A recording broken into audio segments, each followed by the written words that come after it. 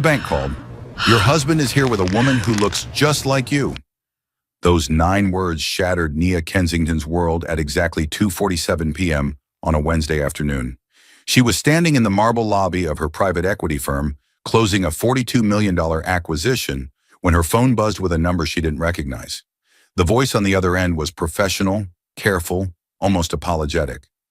Mrs. Kensington, this is Beverly from Premier Trust and Savings downtown branch. I'm calling because there's a rather unusual situation developing here. Your husband, Mr. Kensington, is currently at our executive services desk attempting to access your joint investment portfolio. He's accompanied by a woman carrying identification that matches your name. And honestly, ma'am, she bears a striking resemblance to you. Nia's fingers tightened around her phone, the blood draining from her face as the sounds of the lobby faded into a distant hum. What happened next exposed a betrayal so calculated, so meticulously planned, that it would unravel not just a marriage, but an entire empire built on lies. And the revenge she orchestrated? It didn't just crush him, it erased him from the very world he thought he controlled. Before we dive deeper into this story, I need you to do something for me right now. Hit that subscribe button. Seriously, you've already invested 2 minutes into this story, and trust me, what unfolds next will have you questioning everything you thought you knew about loyalty and deception. Once you've subscribed, smash that like button, because this algorithm needs to know you're here for the truth, not just the drama. And here's the thing, drop a comment right now telling me where you're watching from. Are you in Atlanta, Lagos, Toronto, London, Brooklyn? Let me see that global audience light up this comment section. Your engagement literally determines whether stories like this one reach the people who need to hear them. So go ahead, I'll wait. Subscribe, like, comment your location. Done? Perfect. Let's get back to the moment Nia's entire existence imploded. The acquisition papers trembled slightly in Nia's other hand. Around her, lawyers and executives continued their conversations, oblivious to the earthquake fracturing her composure. She stepped away from the cluster of designer suits and Italian leather briefcases, her Louboutins clicking against the polished floor as she moved toward the floor-to-ceiling windows overlooking the Chicago skyline. Beverly, Nia said, her voice remarkably steady despite the chaos erupting in her chest. Can you describe this woman more specifically? There was a pause, the sound of papers shuffling. She's approximately your height, ma'am. Similar complexion, though perhaps a shade lighter. Her hair is styled in a shoulder-length bob, straightened, very polished. She's wearing a cream-colored pantsuit, carrying a Birkin bag, tan, looks authentic. And ma'am, I have to say the resemblance is uncanny enough that our junior associates genuinely believe she was you. Nia's mind raced through possibilities, each one more disturbing than the last. What exactly is my husband attempting to access? Your consolidated investment portfolio, Beverly replied, her voice dropping lower. The one containing your inheritance from your father's estate, your business holdings, and the real estate trust. He's requesting a complete liquidation and wire transfer. Mrs. Kensington, the authorization forms he's presenting look legitimate. They have what appears to be your signature, your notarization, everything. But our protocol for transactions over $20 million requires verbal confirmation from both account holders, which is why I'm calling you directly. $20 million. The number hung in the air like poison. That wasn't just money. That was her father's legacy, the capital from his freight shipping company that he'd built from a single delivery truck into a logistics empire spanning 3 continents. That was her freedom, her security, her children's future. Beverly, I want you to listen to me very carefully, Nia said, her voice now stripped of all warmth, replaced by the steel that had helped her negotiate billion-dollar deals before she turned 35. I am standing in the Chicago Board of Trade building right now. I have not signed any authorization forms. I have not requested any liquidation, and I certainly am not at your branch. That woman is not me, and whatever my husband is attempting to do constitutes fraud and identity theft. I need you to stall them without alerting them that you've contacted me. Can you do that? Yes, ma'am, Beverly said, and Nia could hear the relief in her voice at receiving clear direction. I'll inform them that we're experiencing system delays with large wire transfers due to new federal compliance regulations. That should buy you at least 30 to 40 minutes before they become suspicious. Make it an hour, Nia said, Tell them the compliance team needs to verify international transfer protocols. Use whatever banking terminology sounds official and time-consuming. Understood, Mrs. Kensington. And ma'am, I'm sorry you're dealing with this. The line went dead. Nia stood motionless for exactly 10 seconds, her reflection staring back at her from the window. A woman in a tailored navy dress that cost more than most people's monthly rent. A woman who'd graduated top of her class from Wharton. A woman who'd never once in her life been anyone's fool. Until now, she turned back toward the conference table where the acquisition team waited. Her business partner, Julian Reeves, caught her expression and immediately excused himself from the conversation. Nia, what's wrong? Julian had known her since their undergraduate days at Howard University. He'd seen her navigate hostile boardrooms, outmaneuver venture capitalists twice her age, and close deals that seasoned professionals said were impossible. I need you to handle the closing, she said quietly. Sign everything exactly as we discussed. I have an emergency. His eyes narrowed with concern. What kind of emergency? The kind where my husband is currently attempting to steal $20 million from my accounts using a woman pretending to be me. Julian's mouth opened, then closed. He nodded once, his jaw tightening. Go. I'll handle everything here. Do you need anything? A lawyer? Security? I need evidence, Nia said. And I need him to believe he's winning until the moment I destroy him. She was already moving toward the elevator, her mind shifting into the calculating precision that made her one of the most formidable investors in the Midwest. The ride down 47 floors felt both instantaneous and eternal. Her phone was already in her hand, scrolling through contacts until she found the name she needed. Kensington Residence, came the familiar voice of Teresa, the woman who'd managed their Lincoln Park mansion for the past 8 years. Teresa, it's Nia. I need you to tell me exactly what time Xavier left the house today and whether anyone was with him. There was a brief hesitation. Mrs. Kensington, Mr. Kensington left around 1:30. He said he had a meeting with his accountant downtown.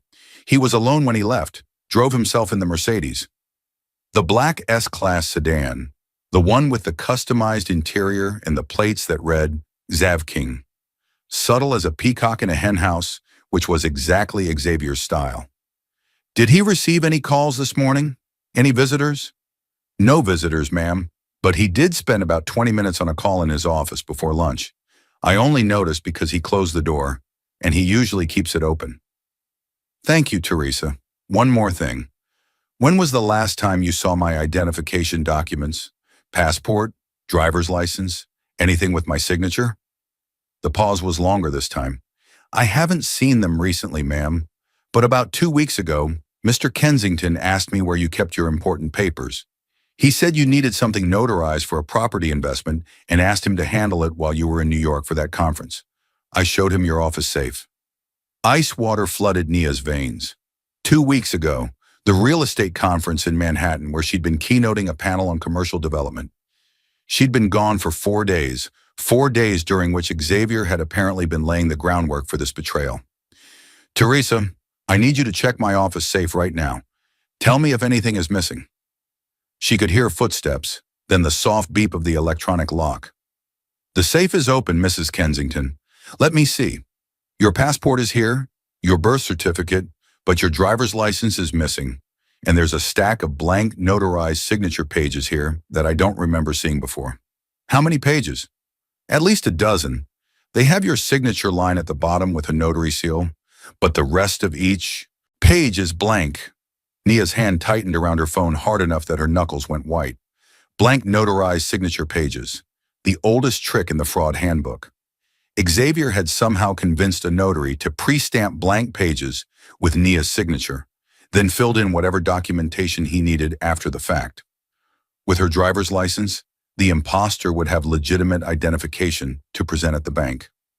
The elevator doors opened to the parking garage. Nia's private car, a midnight blue Range Rover with bulletproof glass and a custom security system, waited in its reserved spot. She climbed in, started the engine, and pulled into Chicago traffic with singular focus. Premier Trust and Savings occupied a historic building in the financial district, the kind of old money establishment where discretion was valued above all else. Nia had banked there because her father had banked there, and his father before him. The institution prided itself on knowing its clients personally, on providing white-glove service to families who measured their wealth in generations, not just dollars. Which meant Xavier had chosen this location specifically because he knew the staff would recognize Nia and be less likely to question the transaction thoroughly. Traffic crawled through the loop. Nia used the time to make 3 more calls. The first was to her attorney, Mitchell Crane, whose family had represented the Kensingtons for 30 years. Mitchell, I need you to meet me at Premier Trust downtown in 20 minutes. Xavier is attempting to liquidate my inheritance portfolio using a fraudulent proxy. Jesus Christ, Nia, have you contacted the police? Not yet. I need to see this play out first. I need to know exactly how deep this goes. That's risky. If he succeeds in the transfer, he won't, Nia said, her voice absolute. But I need documentation of the attempt. I need him caught in the act with evidence that destroys any plausible deniability. Can you be there? I'm leaving my office now. The second call was to her private investigator, a woman named Claudette Winters, who'd previously helped Nia vet potential business partners. Claudette, I'm sending you a photo. I need you to run facial recognition and identify a woman who's currently impersonating me at a bank. Impersonating you? Nia, what's going on? Something that ends today. How fast can you work? If you can get me a clear image, I can have preliminary results in under an hour. I'll get you the image. The third call was the hardest. Her mother, Diana Kensington, was in Cape Town visiting family. It was evening there, the sun probably setting over Table Mountain in that spectacular way that had made her father fall in love with South Africa during his first shipping route to Durban. Sweetheart, is everything all right? Her mother's voice carried that immediate maternal intuition that something was wrong. No, Mama, it's not, but it will be. She explained in clinical detail what was happening. Her mother listened in silence, and Nia could picture her sitting on the veranda of her sister's house, watching the ocean, her face growing still the way it always did when she was processing something terrible. When Nia finished, there was a long exhale. Your father always said Xavier was too smooth, too ready with compliments, too eager to be liked. I should have listened to his instincts. Daddy wanted me to be happy. And you were, until you weren't. What do you need from me? I need you to know that whatever you see in the news over the next few days, I handled it. I'm not a victim. I'm ending this. I know you are, baby girl. You're your father's daughter. Handle your business. The Range Rover turned onto West Monroe Street. Premier Trust's limestone facade rose before her, all columns and brass and old-world permanence. Nia pulled into a parking structure across the street, killed the engine, and checked her reflection in the rearview mirror. She looked calm, composed. Every inch the successful executive who had nothing to prove and everything to protect. She touched up her lipstick, a deep burgundy that her father always said made her look like royalty. Then she stepped out of the vehicle and walked toward the bank with the measured confidence of someone who owned not just accounts there, but possibly the building itself. The lobby was elegant understatement. Marble floors, mahogany paneling, fresh flowers on antique tables. A security guard nodded at her with recognition. She nodded back, then made her way not to the main banking floor, but to a discreet hallway that led to the executive services suite. Beverly had described their location.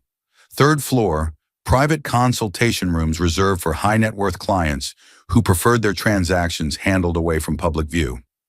Nia took the elevator up, her heart rate surprisingly steady. This wasn't fear. This was the same focused intensity she felt before every major negotiation. The 3rd floor was carpeted in deep hunter green, the walls lined with landscape paintings and brass sconces.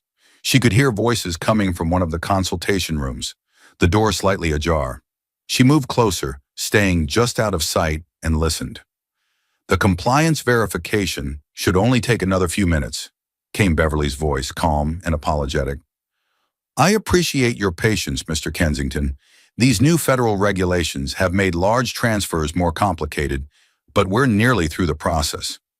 I understand completely, Xavier replied, and hearing his voice sent a sharp pain through Nia's chest. That was the voice that had whispered promises in the dark, that had spoken vows in front of 300 guests, that had told her he loved her every single day for 7 years. We're in no rush. Better to ensure everything is compliant. Then a woman's voice, softer, cultured, with just a hint of nervousness. It's quite impressive, really. How thorough you all are makes me feel very secure about our holdings. Our holdings? Nia leaned closer, tilting her head just enough to see through the gap in the door. Xavier sat in a leather chair, wearing the gray Tom Ford suit she'd bought him for their anniversary. And beside him, looking remarkably, disturbingly similar to Nia herself, sat a woman who'd clearly been chosen for her resemblance. The woman had the same brown skin tone, though as Beverly noted, slightly lighter. The same general face shape, high cheekbones, elegant neck. Her hair was styled to match Nia's preferred look. She wore expensive clothes, carried herself with borrowed confidence, and had Nia's driver's license sitting on the table in front of her, next to a stack of documentation. Nia pulled back from the door, her mind racing. This wasn't opportunistic. This was planned, rehearsed, executed with precision. Xavier had found a woman who looked enough like her to fool people who didn't know Nia intimately. He'd stolen her identification, forged her signatures, and was attempting to drain her accounts while she was supposedly occupied with business elsewhere. The question wasn't just how, it was with whom, because this level of fraud required resources, connections, and probably multiple accomplices. This wasn't Xavier's skill set. He was a pharmaceutical sales representative who'd been charming and handsome and ambitious in ways that seemed promising 7 years ago. But he wasn't a criminal mastermind, which meant someone else was pulling strings. Nia's phone buzzed silently, a text from Mitchell. Approaching building now. Status? She typed back quickly. 3rd floor. Don't enter consultation room yet. Wait for my signal. Another buzz. Claudette. Got your location via phone trace. Bringing camera equipment. ETA 5 minutes. Everything was converging. Nia took a breath, straightened her spine, and prepared to walk into that room and confront the man who'd built their entire marriage on sand. But first she needed one more piece of information. She called Beverly's cell phone directly. Mrs. Kensington? Beverly answered in a whisper. I'm here. 3rd floor. How much longer can you stall? Maybe 10 more minutes before they get suspicious. The supposed Mrs. Kensington is getting slightly anxious. Perfect. When I enter that room, I need you to act surprised but not alarmed. Can you do that? Yes, ma'am, though I have to say, I'm genuinely curious how this plays out. You're about to find out. One question, are there security cameras in that consultation room? Yes, all feeds go to our security office and are stored for 90 days. Excellent. Make sure today's footage is preserved. I'm walking in now. Nia ended the call, smoothed her dress, and pushed open the consultation room door with the calm authority of someone who belonged exactly where she was. Simultaneously, and Nia watched as the color drained from Xavier's face in real time, his expression shifting from confident relaxation to pure, unfiltered shock in the span of a heartbeat. Hello, darling, Nia said, her voice smooth as aged whiskey. I hope I'm not interrupting anything important. The woman beside Xavier froze, her hand halfway to the glass of water on the table. Beverly stood near the desk, and to her credit, her expression showed exactly the right amount of professional surprise without tipping into alarm. Mrs. Kensington, Beverly said, recovering beautifully, I wasn't expecting you to come down in person. I thought you were in the middle of closing that downtown acquisition. I was, Nia replied, stepping fully into the room, her eyes never leaving Xavier's face. But then I received the most fascinating phone call about unusual activity on my accounts. You understand, of course, that I had to investigate personally. Xavier's mouth opened, then closed. The woman next to him had gone absolutely still, like a deer sensing the approach of a predator. Up close, the resemblance was less convincing. Her features were similar but softer, less refined. Her eyes were brown instead of Nia's darker shade. The bone structure was close but not exact. Nia, I can explain, Xavier started, his voice strained. Oh, I'm certain you can, Nia said, moving to stand directly in front of them, her presence commanding the room. But first, I'm curious about something. She turned to the woman. What's your actual name? Because we both know you're not me. The woman's eyes darted to Xavier, seeking direction, finding none. Her voice came out small, frightened. Simone? Simone Duchamp. Simone? Nia repeated, tasting the name. And how much was my husband paying you to commit felony fraud, Simone? I didn't know it was fraud. Xavier said you'd given permission. He said you were refinancing assets for a new business venture and needed someone to handle the paperwork because you were traveling internationally. He said it was all legal. Convenient story, Nia said. She picked up her driver's license from the table, examined it, then slipped it into her purse. Tell me, Simone, did it not strike you as strange that this supposedly legal transaction required you to pretend to be someone else? That you needed to use stolen identification? That we're meeting in a private room rather than conducting business transparently? Simone's hands trembled. He said wealthy people do things differently. That discretion was important for high-value transfers. And you believed him because he was charming, Nia finished. Because he made you feel special, chosen, like you were part of something exclusive. She glanced at Xavier, whose jaw was clenched so tight a muscle jumped in his cheek. That's his particular talent, making people believe they matter to him right up until the moment he's done using them. Nia, you're being dramatic, Xavier said, finally finding his voice, trying to regain control through sheer audacity. This is a misunderstanding. Yes, I was handling some financial restructuring, but it was for us, for our future. The investment opportunities I've been telling you about. The investment opportunities? Nia repeated flatly.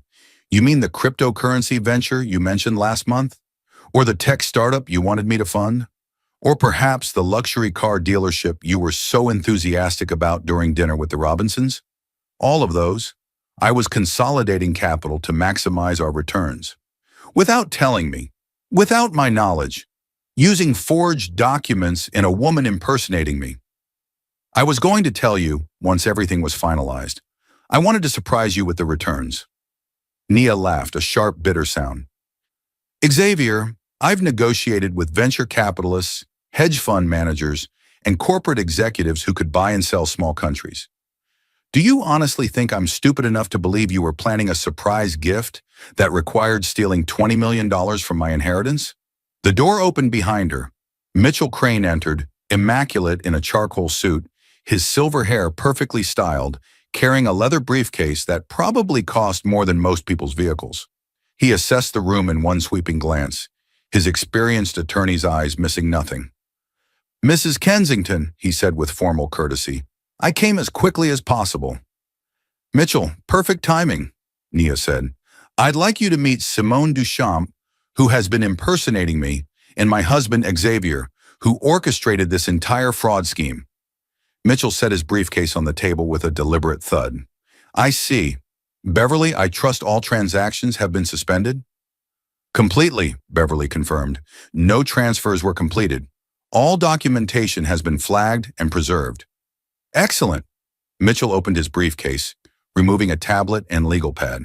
Mr. Kensington, I strongly advise you to remain silent and contact your own legal representation immediately. Anything you say from this point forward can and will be used against you in both criminal proceedings and divorce litigation. Divorce? Xavier's voice cracked on the word. Nia, come on. We can work this out. 7 years of marriage and you're ready to throw it away over a misunderstanding? A misunderstanding, Nia repeated slowly. She pulled out one of the leather chairs and sat down, crossing her legs, her posture radiating the kind of controlled power that came from years of commanding boardrooms. Let me clarify something for you, Xavier. This isn't a misunderstanding. This is attempted grand larceny, identity theft, fraud, and forgery. These are federal crimes. The fact that we're married doesn't protect you. It actually makes it worse because you violated a position of trust. Another figure appeared in the doorway. Claudette Winters, dressed in all black, carrying a professional camera and equipment bag. She was a striking woman in her 50s, with silver locks pulled back in an elegant updo and eyes that missed. Nothing. Mrs. Kensington, she said with a slight nod, I have everything you requested. Claudette, excellent. Please document everyone in this room. Full facial captures, particularly of Ms. Duchamp and Mr. Kensington. Claudette moved efficiently, her camera clicking in rapid succession. Simone tried to turn away, but Claudette's voice stopped her. Ms. Duchamp, I'd remain still if I were you. Attempting to avoid documentation only makes you look more guilty. And trust me, there are already security cameras recording everything. Xavier stood abruptly, his chair scraping against the floor. This is insane. Nia, you're treating me like a criminal. You are a criminal, Nia said simply. The question is just how extensive your criminal network is. She turned to Simone. Ms. Duchamp, I'm going to give you exactly one opportunity to help yourself. Who else is involved in this scheme? Because I know my husband isn't intelligent enough to orchestrate something this complex alone. Simone's eyes filled with tears. I don't know what you're talking about. Xavier approached me 6 weeks ago. He said he needed someone for a one-time job. He offered me $50,000. I'm a graduate student. I have loans. He showed me pictures of you, said we looked similar enough. He coached me on how to style my hair, what to wear, how to carry myself. 50,000, Nia said, to steal 20 million. Quite the return on investment. Where were you supposed to meet him after the transfer? A private airport. Midway. He has a chartered jet waiting. He said we'd fly to the Cayman Islands, handle some additional paperwork, and I'd get my payment in cash. The Cayman Islands, Mitchell said, making notes. Classic offshore banking territory. Let me guess, Mr. Kensington, you have accounts there already set up to receive the transferred funds? Xavier said nothing, but his silence was answer enough. Nia's phone buzzed. A text from Claudette, who was still photographing. Ran preliminary facial recognition on Duchamp. She has prior arrests. Check your email. Nia opened her email on her phone, scanning quickly. Simone Duchamp had been arrested twice in the past 5 years. Once for check fraud, charges eventually dropped. Once for identity theft, pled down to a misdemeanor. She wasn't an innocent graduate student desperate for money. She was a professional. Simone, Nia said quietly, you're not a graduate student at all, are you? You're a con artist with a record, which means Xavier didn't randomly find you. Someone connected you two. Simone's facade cracked completely. I want a lawyer. I'm not saying anything else. Smart choice, Mitchell said. Though I should inform you that cooperation at this stage significantly impacts prosecutorial discretion. The door opened again. This time, 2 Chicago Police Department officers entered, summoned by Beverly during the confrontation. They took in the scene with professional assessment. We received a report of potential fraud in progress, the older officer said, a black woman with sergeant stripes and eyes that had seen everything. Officers, thank you for responding so quickly, Nia said, standing. I'm Nia Kensington. These are my accounts that were targeted. This woman has been impersonating me using stolen identification, and my husband orchestrated the scheme to fraudulently transfer $20 million from my investment portfolio. The sergeant looked at Xavier, then at Simone, then at the documents spread across the table. Is the bank willing to press charges? Absolutely, Beverly said. We have video surveillance, documented fraud attempts, and forged signatures. We take financial crimes extremely seriously. Ms. Duchamp, Mr. Kensington, I need you both to stand and place your hands behind your backs, the sergeant said. Xavier's face went from shocked white to furious red. You're having me arrested? Nia, I'm your husband. You were my husband, Nia corrected. Right up until the moment you decided my inheritance was worth more to you than our marriage vows. Officers, he may attempt to leave the country. There's a chartered aircraft waiting at Midway Airport under his name. The second officer, a younger man with alert eyes, immediately radioed the information. Dispatch, we need units at Midway to secure a private charter under the name Xavier Kensington. Suspect may have accomplices and is a flight risk. Handcuffs clicked into place. Xavier was still talking, his voice rising in pitch and desperation.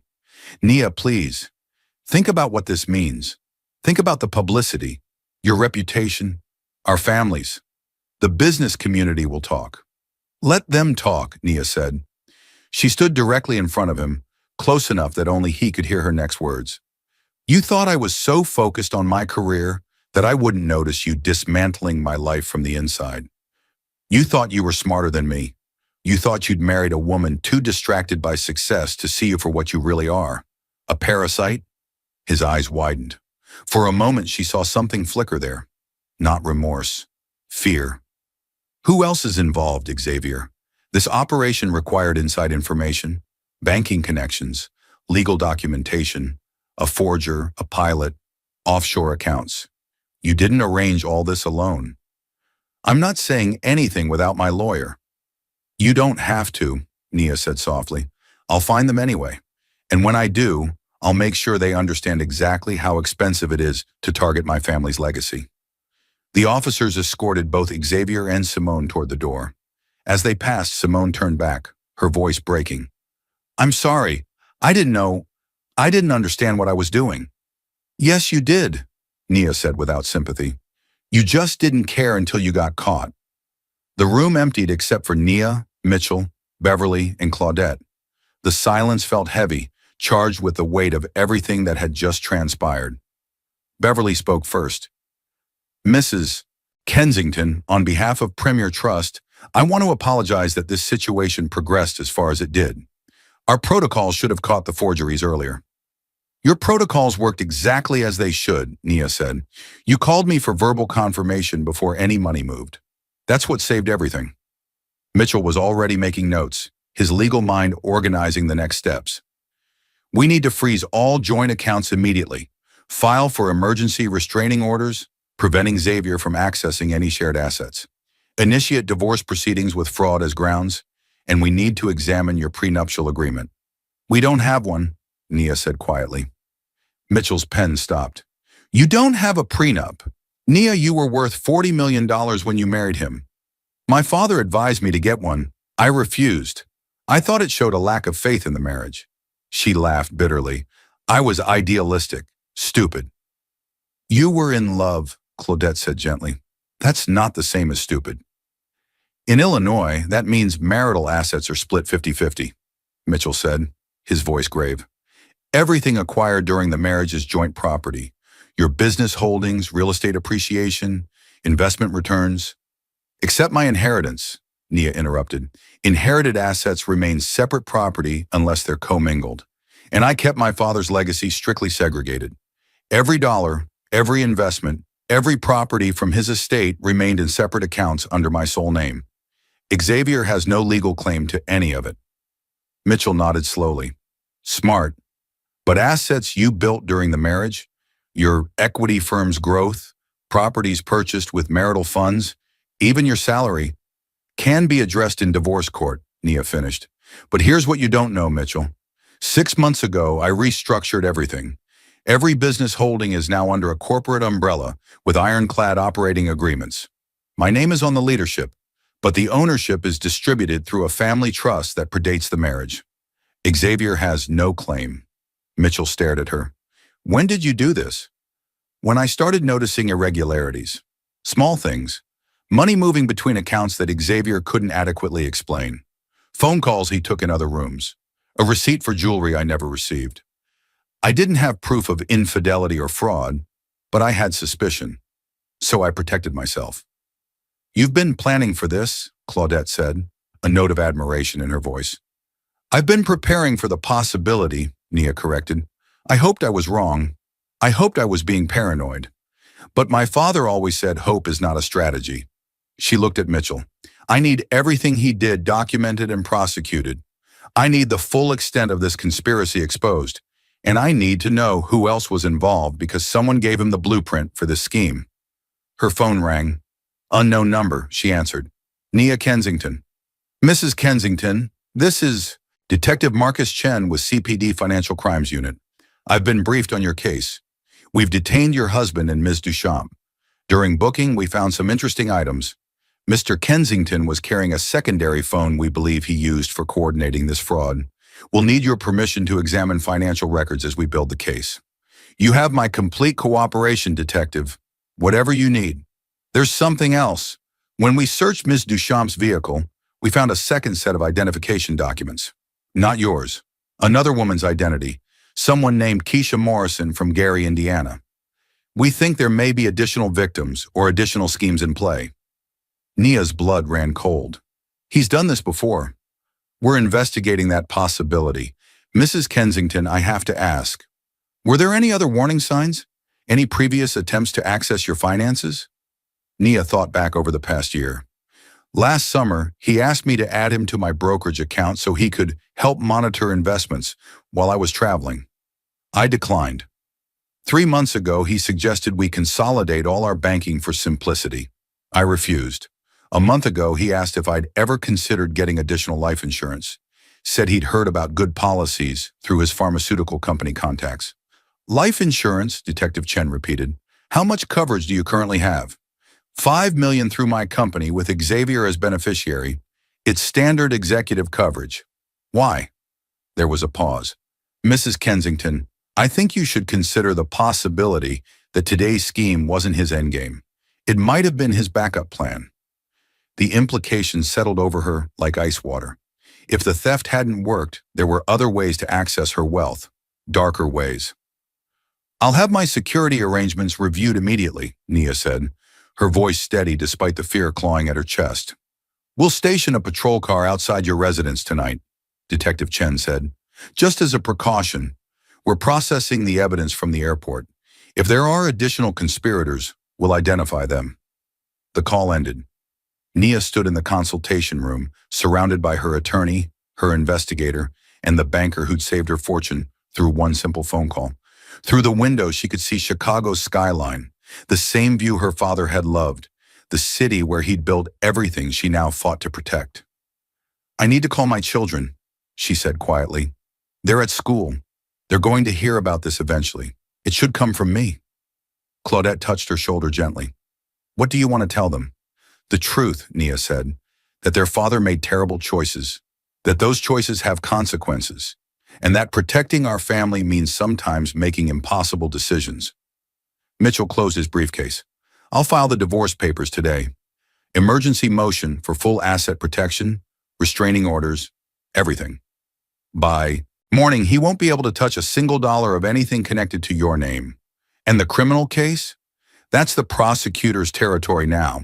But with video evidence, witness testimony, forged documents, and the attempted flight plan, he'll be facing federal charges, wire fraud across state lines.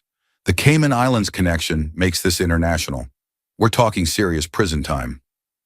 Nia nodded slowly. 7 years of marriage erased in an afternoon.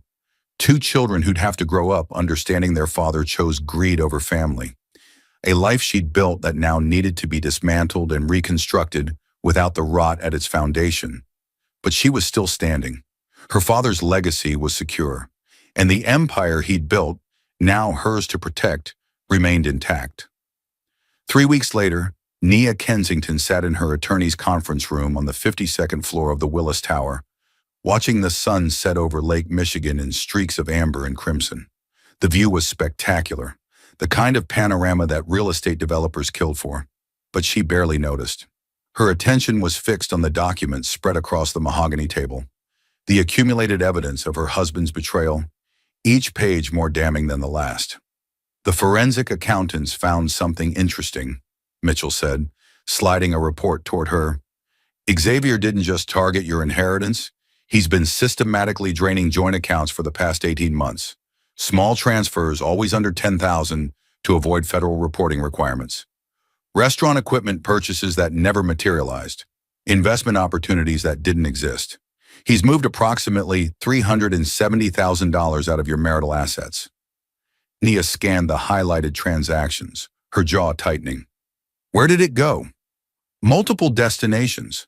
Offshore accounts in the Caymans, yes, but also cryptocurrency wallets, shell corporations registered in Delaware and Nevada, and cash withdrawals that we're still tracing. Mitchell paused, adjusting his reading glasses. But here's where it gets more complex. The money didn't stay with Xavier. What do you mean? He was funneling it to someone else, someone who was running the entire operation. Mitchell pulled up a photograph on his tablet. Does the name Reginald Thorne mean anything to you? Nia studied the image. A man in his early 50s, distinguished features, silver beard, wearing an expensive suit and aviator sunglasses. Something about him triggered a vague memory. I've seen him before. I can't place where. He's a financial consultant, or at least that's what his business cards say. In reality, he's a con artist who specializes in what's called affinity fraud, targeting wealthy black families through social connections and community ties. He identifies high net worth individuals, gets close to someone in their inner circle, and orchestrates elaborate schemes to separate them from their assets. How did Xavier meet him? Through a networking event for black entrepreneurs about 2 years ago. Thorne approached Xavier, befriended him, and slowly began planting ideas, making him feel inadequate compared to your success, suggesting that he deserved more recognition, more wealth, more power. Classic manipulation tactics. Nia felt her stomach turn. 2 years. Xavier had been planning this for 2 years, slowly poisoned against her by a predator who understood exactly which insecurities to exploit. Thorne has done this before, Mitchell continued. We've identified at least 6 other cases in the past decade. Wealthy black families in Atlanta, Houston, Philadelphia. He finds the weak link, usually a spouse or sibling who feels overshadowed, and convinces them they're entitled to more. Then he provides the tools: forgers, impersonators, offshore banking connections. He takes 60% of whatever they steal, and when they inevitably get caught, he disappears while they take the fall. Has anyone successfully prosecuted him? Once. He served 3 years in federal prison, got out on good behavior, and went right back to work. He's careful. He never directly handles the money or signs any documents. He's the architect, but his victims are the ones who execute the actual crimes. Nia stood and walked to the window, her reflection ghosting over the Chicago skyline.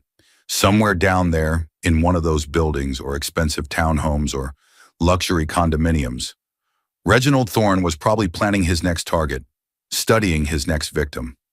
I want him, she said quietly. Nia, he's the FBI's problem now. Financial crimes across state lines, conspiracy, fraud. I want him destroyed, Nia interrupted, turning back to face Mitchell. Not just arrested, not just prosecuted. I want his network dismantled, his assets seized, his reputation annihilated so thoroughly that he can never do this to another family. Mitchell studied her carefully. What are you planning? A different kind of prosecution, the kind that happens in boardrooms and investment circles, in private clubs where men like Thorne build their reputations. She returned to the table, her mind already strategizing. He survives because people don't talk about being victimized. It's embarrassing. It makes successful families look foolish. So his previous victims stayed quiet, settled privately, and he moved on to the next target. You want to go public? I want to make him infamous, Nia corrected. I want every black entrepreneur, every wealthy family, every private banking institution to know his face and his methods. I want his con exposed so completely that he can't operate anywhere in this country. Claudette, who'd been sitting quietly in the corner reviewing security footage, spoke up. I can help with that. I've already tracked down 3 of his previous victims. 2 are willing to talk if they have protection from publicity. The third, a woman in Philadelphia whose brother stole $6 million from her. She's ready to go on record. Contact them all, Nia said. Offer them whatever support they need. Legal resources, security, counseling. I'll cover the costs. I want their stories documented and verified. Her phone buzzed. A text from her mother. Call me when you can. Something you need to know about the children. Nia excused herself and stepped into the hallway, dialing immediately. Mama, what's wrong? Nothing's wrong, baby. But Amara came home from school today with questions. One of her classmates saw something online about Xavier's arrest. The story's starting to leak despite the court's privacy orders. Nia closed her eyes. Amara was 13, brilliant and perceptive, with her father's charm and her mother's analytical mind. Her younger brother, Isaiah, was only 9, still innocent enough to believe his father was just away on business. What did you tell her? I told her that her father made serious mistakes and that sometimes adults hurt the people they're supposed to protect. She asked if he was coming home. I said that was up to the courts and up to you. What does she want? Diana was quiet for a moment. She asked if you were safe. She wanted to know if her father had tried to hurt you. The question landed like a physical blow.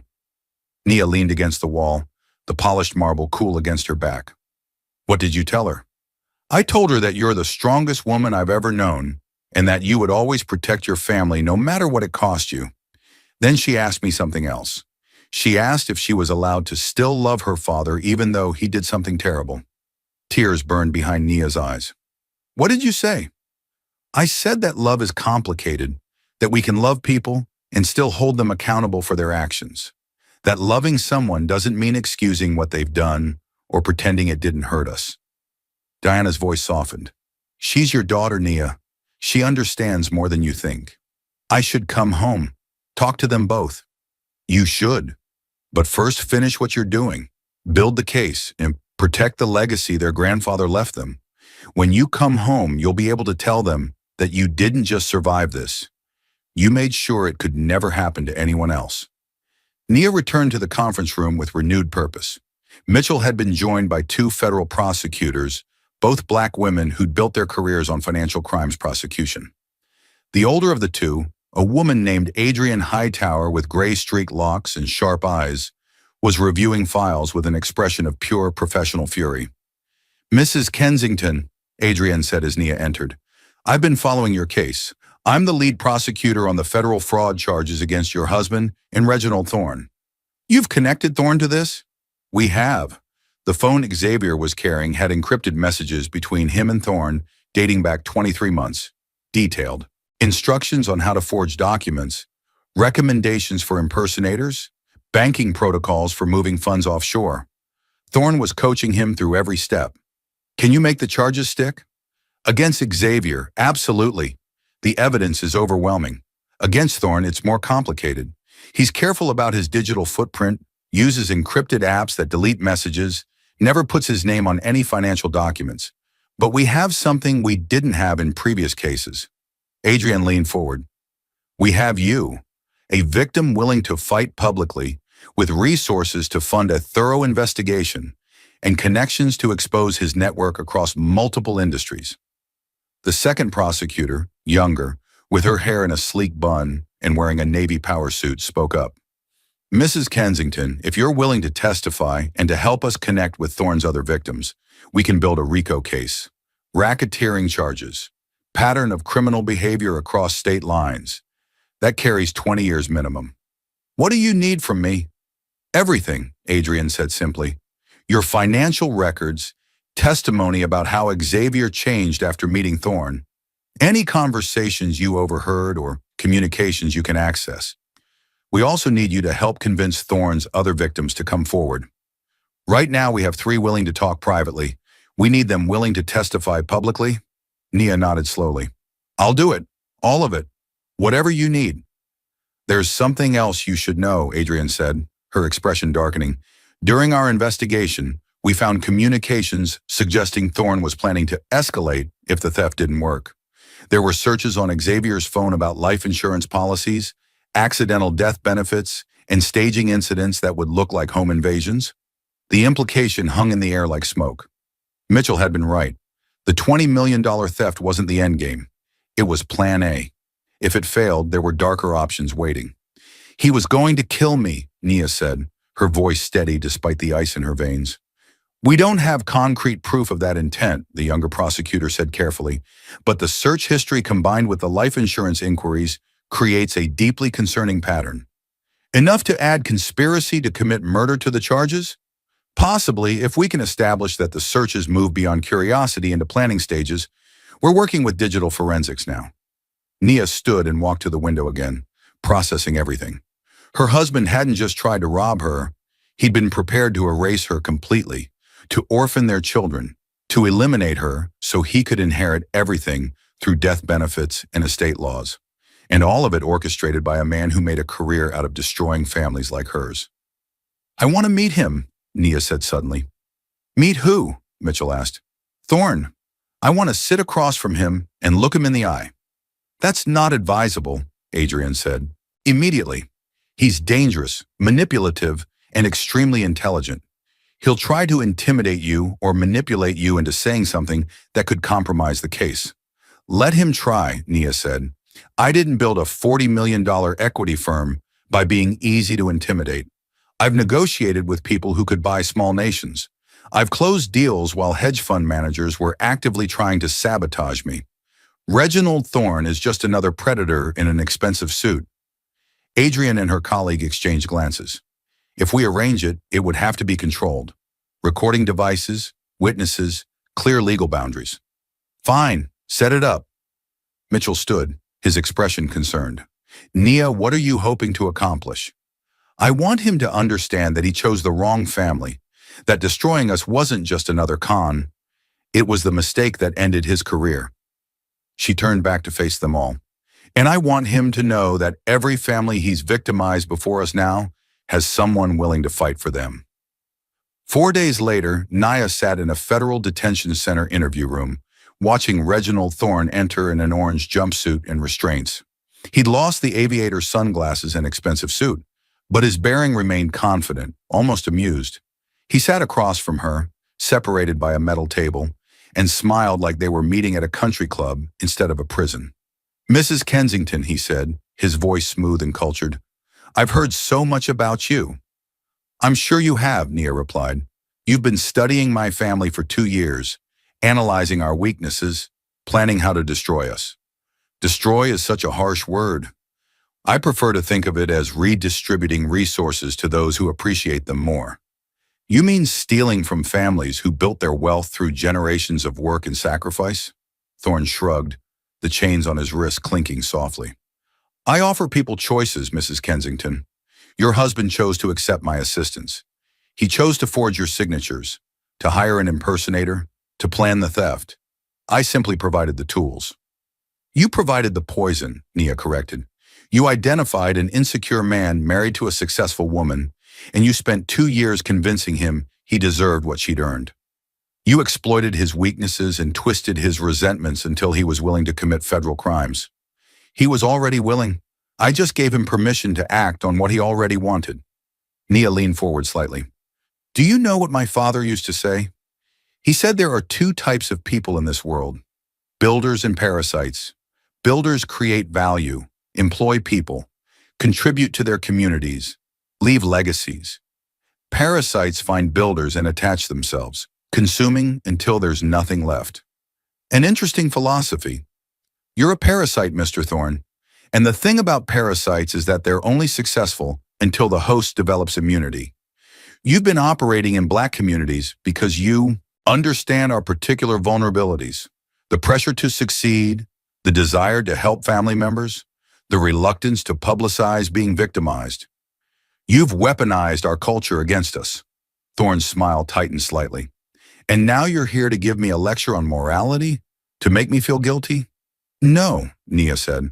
I'm here to inform you that I'm dedicating significant resources to making sure you never victimize another family. I've connected with 6 of your previous victims. 5 are willing to testify. I'm funding their legal representation, security, and any therapeutic services they need to process their trauma. I'm also working with federal prosecutors to build a RICO case that will put you away for decades. RICO charges require proving a pattern of racketeering. That's difficult to establish. Not when you have 6 victims spanning 10 years, all following the same pattern. Not when you have financial records showing the flow of stolen money through your shell corporations. Not when you have encrypted messages coaching your victims through the fraud process. Nia paused. And certainly not when you have a victim with the resources and determination to see it through. For the first time, something flickered in Thorne's eyes. Not quite fear, but recognition. He was finally understanding that Nia wasn't just another wealthy person he'd wronged. She was someone who would make destroying him a personal mission. You can't win, he said, but his voice had lost some of its certainty. I already have, Nia replied. Your operation is exposed. Your methods are documented. Every financial institution in the country will have your face and your patterns on file. Even if you somehow avoid conviction, you'll never work again. And every family you've hurt now has someone advocating for them. She stood, smoothing her dress. My father built his fortune from a single delivery truck. He worked 18-hour days, sacrificed time with his family, invested in his community, and created opportunities for hundreds of employees. That's the legacy you tried to steal. And now I'm going to make sure everyone knows exactly what happens when predators target builders. Thorne said nothing as she walked toward the door. But just before she left, he spoke one last time. Your husband really did love you, you know, in the beginning. Before I showed him how much more he could have. Nia turned back, her expression cold. That's the saddest part, isn't it? You took someone's love and turned it into hate. You took a marriage and poisoned it with greed. You didn't just steal money, Mr. Thorne. You steal people's humanity, and that's why you'll spend the rest of your life paying for it. 6 months later, Nia stood at a podium during the National Coalition of Black Investors Conference in Washington, D.C. Behind her, a screen displayed photographs of Reginald Thorne and statistics about affinity fraud in Black communities. Financial predators rely on our silence, she told the audience of 500 investors, entrepreneurs, and family wealth managers.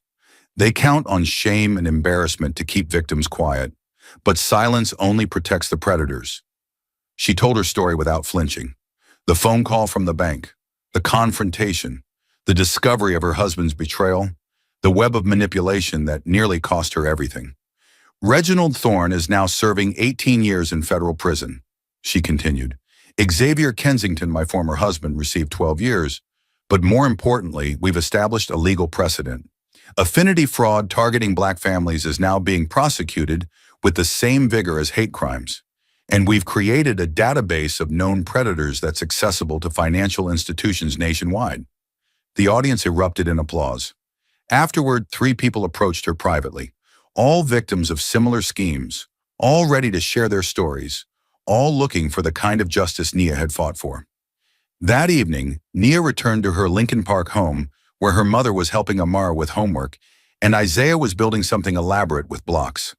The house smelled like her mother's cooking, familiar and comforting. How was Washington? Diana asked. Productive, Nia replied. She hugged both her children, feeling Isaiah wrap his arms around her waist and Amara lean into her shoulder. They were healing, slowly but healing. Later, after the children were in bed, Nia stood in her father's old study, surrounded by the books and photographs and memories of a man who'd built an empire from nothing. His shipping company had started with 1 truck and a dream.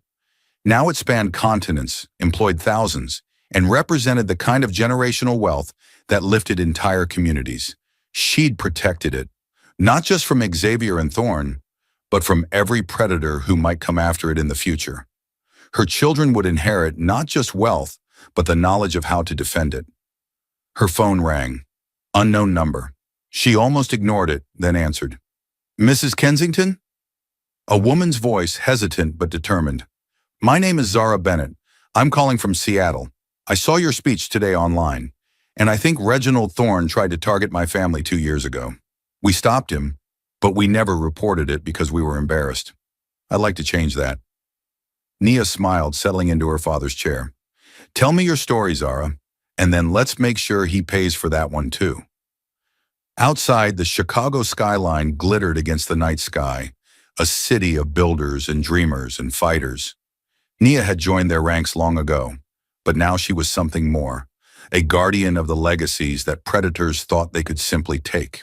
The bank had called, and that one phone call had started a reckoning that would echo through boardrooms and courtrooms for years to come.